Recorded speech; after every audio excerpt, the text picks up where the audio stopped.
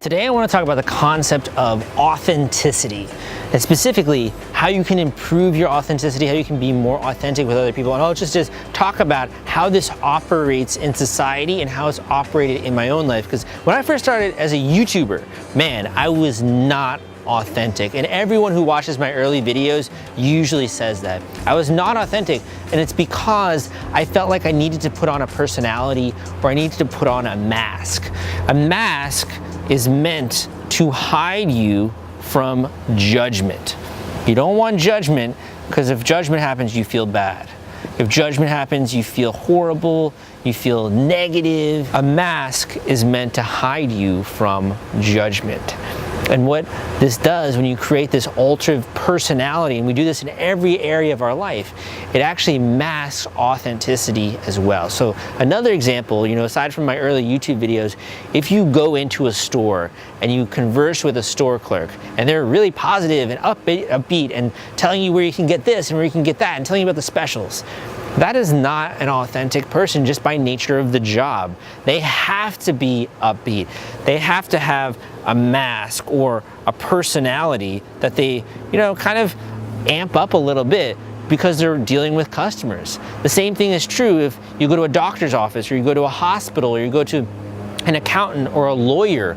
They have a mask, a way of behaving with their clients and with their customers, which is different from who they are authentically. In psychology, you might call this de-individualization, when you see someone else not as a human being, but as a cog in a machine. You ever have a doctor who they don't really even look at you, or they don't give you any kind of warmth. You might say they have a bad bedside manner. They're not viewing you as a person, they're viewing you as a patient.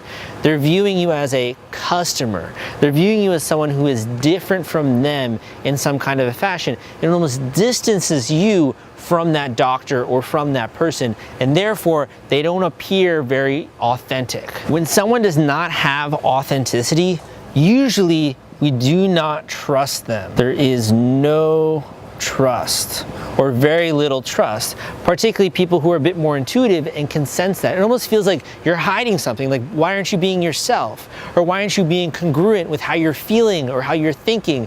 Why is it that maybe you have very closed off, nervous body language, but you're trying to act really confident? It's probably because you feel weird. When your body language and your emotions and your face and your tone and all this kind of stuff don't match up, you don't feel trust, and you feel like that person is not being their authentic self. Authenticity not only, I think, is something that's difficult that we struggle with in our own culture, but the other thing that authenticity does is for the person, the individual who is not being authentic, for them, it's a psychological weight.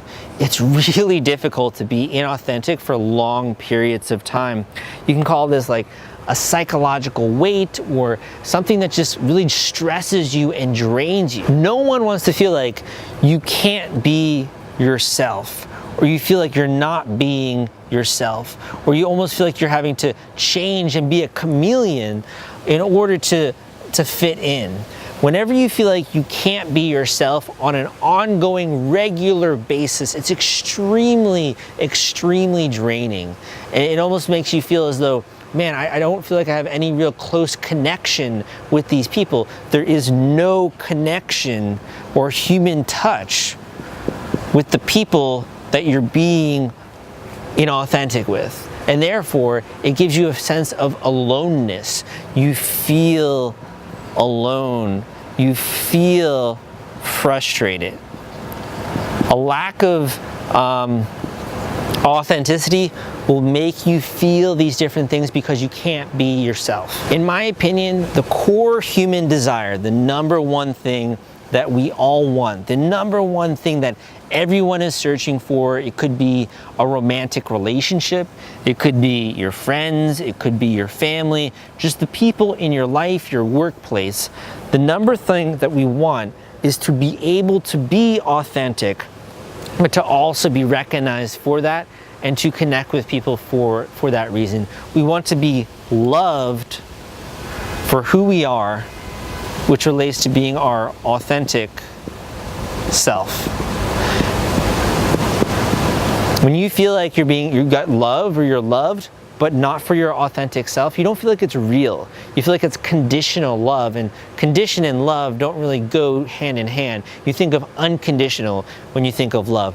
So this is the bane of many people's existences. It could be in your marriage, it could be with your girlfriend or your boyfriend, it could be also just with your friends. You're hanging out with the wrong people. You don't feel like you can be your authentic self. In your workplace, you feel like you have to be someone in order to get the customer's attention, in order to perform well for your boss, etc. I want to share with you how you can be authentic, because I actually went through this journey myself, and you've seen my voice. My way of talking has changed so much from my beginning days on YouTube, also my beginning days as a podcaster, just putting myself out there for the world to judge.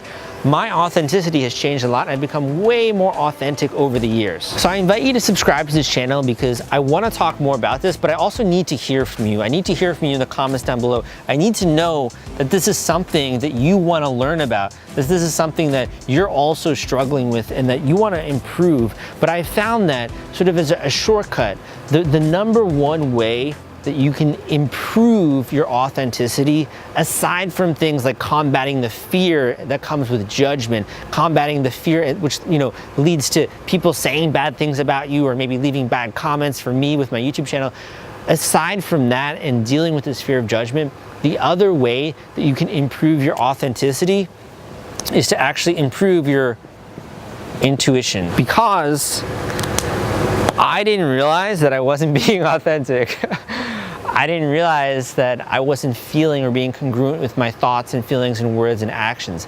I had a very low intuition. In order to be more authentic, you have to improve your intuition.